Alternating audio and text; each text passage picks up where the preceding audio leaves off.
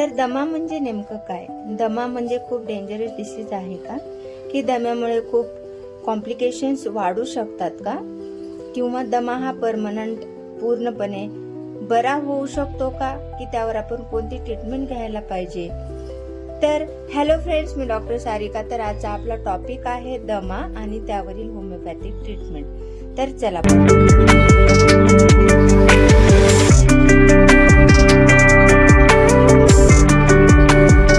दम्यामध्ये होतं काय नेमकं, तर ज्या आपल्या एअरवेज असतात, म्हणजे जो आपण श्वास घेतो, श्वास घेतल्यानंतर तो श्वास आपल्या अल्वेओलायमध्ये जातो. हे काय असतं, तर फुग्यासारखं श्वास घ्यायला अल्वेओलाय असतात. त्यामध्ये हे श्वास म्हणजे जी हवा आपण बॉडीमध्ये घेतो ही जाते आणि त्या थ्रू लंग्समध्ये प्युरिफाय होऊन, म्हणजे जेव्हा जेव्हा हवा आपल्या लंग्समध्ये जाते त्यावेळी हवा ही अल्वेओलायमध्ये जाते आणि त्या थ्रू आपल्या ब्लडचं ऑक्सिजन लेवल वाढू शकते.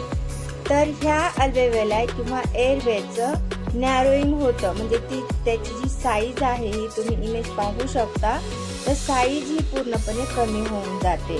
त्यामुळे श्वास हा पूर्णपणे आत जात नाही आणि त्या पेशंटला एकदम श्वास उद्मरल्यासारखं फील होतं.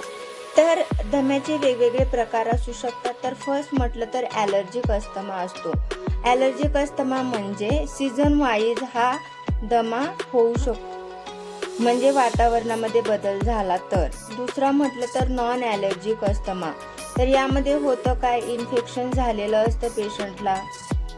ॲलर्जीमुळे एक्सरसाइज जर खूप जास्त त्या पेशंटने केलेली असेल किंवा इरिटेशन असेल लंग्स किंवा लंग्सच्या बाकीच्या पार्ट्सला, तर याला आपण नॉन ॲलर्जिक अस्थमा असं म्हणू शकतो. तिसरं म्हटलं तर ऑक्युपेशनल अस्थमा. तर यामध्ये होतं काय की ती व्यक्ती धुरामध्ये किंवा फ्यूजमध्ये खूप कंटिन्युअसली काम करत असेल तर. आणि चौथा पार्ट म्हटलं तर एक्सरसाइज इंड्यूस अस्थमा. आता अस्थमा किंवा दमा होण्याची काय कारणे असू शकतात? तर दमा होण्याची वेगवेगळी कॉजेस आहेत. तर फर्स्ट कॉज म्हटलं तर फॅमिली हिस्ट्री, जेनेटिक प्रॉब्लेम असेल तर ॲलर्जन्समुळे सुद्धा अस्थमा होतो. व्हायरल रेस्पिरेटरी इन्फेक्शन झालेलं असेल किंवा एखाद्या व्यक्तीचं ऑक्युपेशनच डस्ट पार्टिकलमध्ये, फ्यूजमध्ये किंवा धुरामध्ये असेल तर. एअर पोल्युशन, हवा जर पूर्णपणे खराब असेल तर अशा प्रकारे अस्थमा होऊ शकतो. तर त्याचे काय सिम्पटम्स आहेत चला बघू. तर सिम्पटममध्ये पाहिलं तर श्वास घ्यायला खूप त्रास होतो किंवा ज्या वेळेस पेशंट श्वास घेतो त्यावेळेस शिट्टी वाजल्यासारखा आवाज त्या पेशंटला येतो.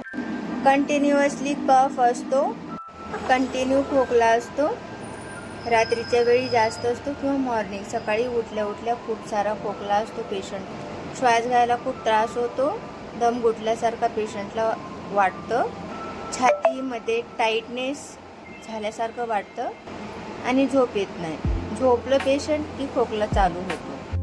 तर आपण यावर काय होमिओपॅथिक ट्रीटमेंट घेऊ शकतो? तर होमिओपॅथीमध्ये तुम्हाला जसं माहीतच आहे, वेगवेगळ्या औषधं आणि वेगवेगळी ट्रीटमेंट आहे.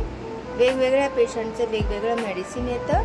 पण तुम्हाला आज मी काही मोस्ट इंडिकेटेड मेडिसिन सांगणार आहे. तर फर्स्ट मेडिसिन म्हटलं तर ब्लाटा ओरिएंटॅलिस. हे मेडिसिन आपल्याला 1 ml पोटेन्सीमध्ये घ्यायचं आहे. 2 थेंब सकाळी पेशंटला द्यायचे आहेत.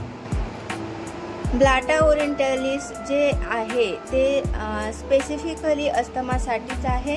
हे मेडिसिन कोणीही वापरू शकतं. दुसरं मेडिसिन म्हटलं तर इपिकाकोना 30 पोटेन्सीमध्ये घ्यायचं आहे आपल्याला. तर खूप चिकट कफ किंवा चिकट बलगम त्या पेशंटला येत असेल, छातीमध्ये कंजेशन लाईक फील होत असेल आणि खूप सारा खोकला येत असेल, तर आपण इपिकाकोना 30 पोटेन्सीमध्ये त्या पेशंटला देऊ शकतो. थर्ड मेडिसिन म्हटलं तर ॲकोनाइट 30. तर ॲकोनाइट 30 आपण कधी देऊ शकतो पेशंटला?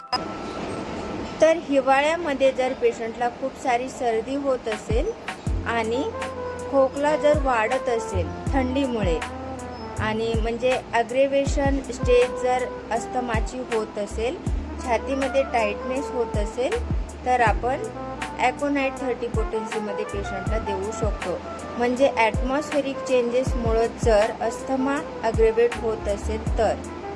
आणि फोर्थ मेडिसिन आपण कॉम्बिनेशनमध्ये देऊ शकतो. तर आपल्याला मदर टिंचर घ्यायचं आहे ब्लाटा ओरिएंटालिसचं, परत ग्रांडेलियाचं मदर टिंचरच आपल्याला घ्यायचं आहे. थर्ड म्हटलं तर पोतोजचं मदर टिंचर घ्यायचं आहे. हे तिन्ही मदर टिंचर आपण इक्वल क्वांटिटीमध्ये मिक्स करायचं आहे आणि सकाळी 20 थेंब, दुपारी 20 थेंब आणि संध्याकाळी 20 थेंब थोड्याशा पाण्यामध्ये आपण हे पेशंटला देऊ शकतो. तर हे कमीत कमी 3 महिने ते 6 महिने आपण पेशंटला देऊ शकतो. खूप असा म्हणजे आश्चर्यकारक रिझल्ट पेशंटला येऊन जातो. पेशंटला श्वास घ्यायला त्रास होत नाही, बरोबरच छातीमध्ये कंजेशन झाल्यासारखं होत नाही. म्हणजे सगळे सिम्पटम्स हळूहळू कमी कमी होत जातात. काही पेशंट लेडी स्पेशली खूप नाजूक असतात आणि म्हणजे खूप छोट्या गोष्टीवर चिडचिडपणा करणं आणि म्हणजे नाजूकपणा जास्त असतो. अशा पेशंटला आपण आर्सेनिक अल्बम 30 हे देऊ शकतो. यानं सुद्धा खूप छान रिझल्ट पेशंटला येऊन जातो. तर तुम्हाला असेच वेगवेगळे व्हिडिओज वेगवेगळ्या आजारांवर पाहायचे असतील, त्यावरील होमिओपॅथिक ट्रीटमेंट पाहायची असेल तर नक्कीच माझ्या व्हिडिओला लाईक करा, माझ्या चॅनलला सबस्क्राईब करा, जेणेकरून माझे सगळे नोटिफिकेशन